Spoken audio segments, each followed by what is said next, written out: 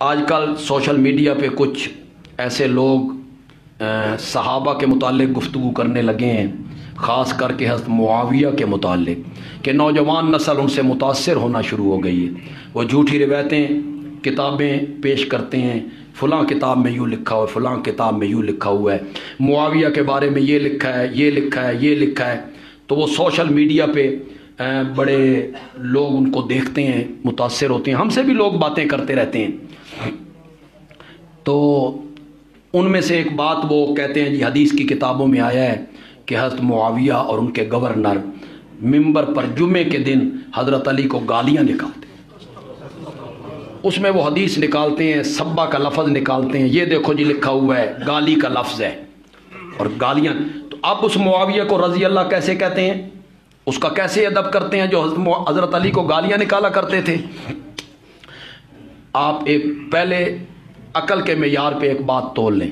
آپ مجھے یہ بتائیں کہ میں سرگودا میں اپنی معاویہ مسجد میں، مولانا گلاب دین صاحب سنہری مسجد میں، اگر خدا نہ خواستہ میرے منہ میں خاک، اگر آج کا کوئی خطیب حضرت علی کے متعلق کوئی نازیبہ جملہ کہے، آپ سنیں گے؟ نہیں، پکی گل ہے۔ اور وہ جو سنتے تھے وہ کون تھے؟ ان کا ایمان آپ سے کمزور تھا، وہ سارے دیوس تھے، الیاذ باللہ وہ سارے بے غیرت تھے۔ یہ شیعیت ہے، یہی شیعیت منوانا چاہتی ہے کہ ان میں کوئی غیرت نہیں تھی، حضرت علی کو گالیاں نکلتی تھیں اور وہ جمعے میں بیٹھ کے سنتے بھی تھے، ان کے پیچھے نمازیں بھی پڑھتے تھے۔ اور مجھے یقین ہے کہ اگر میں حضرت علی کے متعلق آج کوئی غلط جملہ کہہ دوں نا، آپ مجھے یوں گریبان سے پکڑ کے نیچے پھینک دیں، کبھی نہیں آپ میرا لحاظ کریں گے۔ حضرت علی کے پاؤں کے جوتیوں کے بھی ہم برابر نہیں۔ سب کا معنی ہر جگہ پہ گالی نہیں ہوتا، رویے پہ تنقید کا معنی ہوتا ہے۔ رویے پہ کیا کرنا؟ تنقید، کہ ان کا یہ رویہ ٹھیک نہیں۔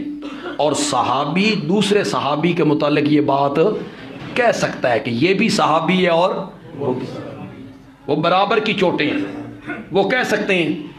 اب میرا جو استدلال ہے نا، اگر آپ کو پسند آ جائے، جو اہل علم طبقہ ہے، خاص کر کے علماء میری بات کو سنیں اور نوجوان میری بات کو سنیں۔ عربی جو پڑھائی جاتی ہے ہمارے سکولوں میں، اس میں ایک حدیث آپ پڑھتے ہیں، ہمارے بچے بھی پڑھتے ہیں، مومن کو قتل کرنا کفر ہے اور مومن کو گالی دینا فسق ہے حدیث۔ مومن کو گالی دینا کیا ہے؟ فسق۔ گالی دینے والا فاسق ہے، یہ حدیث ہے، گالی فسق ہے۔ اور قرآن کہتا ہے کرہ الیکم الکفر والفسوق والعصیان، ہم نے نبی کے یاروں سے کفر کو بھی دور ہٹا دیا، فسق کو بھی دور ہٹا دیا، نافرمانی کو بھی دور ہٹا دیا۔ قرآن کہتا ہے کہ وہ فاسق نہیں ہو سکتے، اور گالی دینا کیا ہے؟ فسق ہے۔ تو تیری بات میں کیسے مانوں کہ یہاں سے مراد گالی ہے؟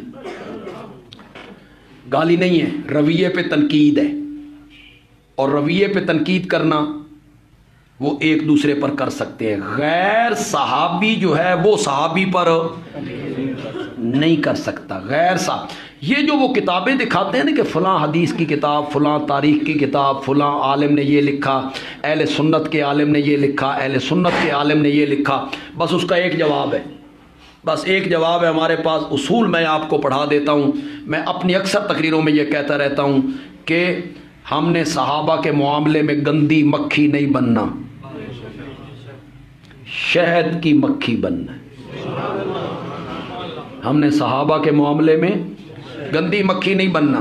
گندی مکھی بیٹھتی ہے گند پر، اور شہد کی مکھی بیٹھتی ہے پھولوں پر، پھلوں پر، باغوں میں، سبزے پر۔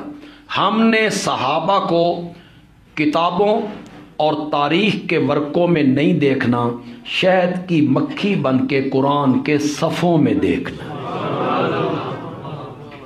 قرآن کہتا ہے اولئک ھم المتقون، وہ سارے کیا تھے؟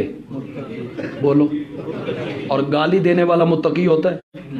تو اس آیت کو میں کیا کروں؟ کہاں لے جاؤں اس آیت کو میں؟ गाली देने वाला कैसे मुत्तकी हो सकता है जी? उलाइका हुमुस सादिकून, गाली देने वाला सादिक होता है? इस आयत को मैं कहाँ ले जाऊं? उलाइका हुमुर राशिदून, वो सब हिदायत याफ्ता हैं, गाली देने वाला हिदायत याफ्ता होता है? इस आयत को मैं कहाँ ले जाऊं? रज़ी अल्लाहु अन्हुम, अल्लाह उनसे राजी हो गया, गालियां देने वालों से अल्लाह राजी होता है? तो खौफे खुदा करो, किताबें दिखा के उनके गलत तर्जमे करके सहाबा के मुताल्लिक लोगों के ज़हन में बदगुमानियां पैदा करते हो। आद्दा लहुम जन्नातिन तजरी तहतहल अनहार कुल्लन वादल्लाहुल हुस्ना। फ़तह मक्का से पहले ईमान लाने वाले हों, फ़तह मक्का के बाद ईमान लाने वाले हों, कुल्लन, कुल्लन दा माना कुल्लन, सारे के सारे, वादल्लाहुल हुस्ना, अल्लाह ने सबसे जन्नत का वादा कर लिया। अल्लाह ताला अमल की तौफीक अता फरमाए।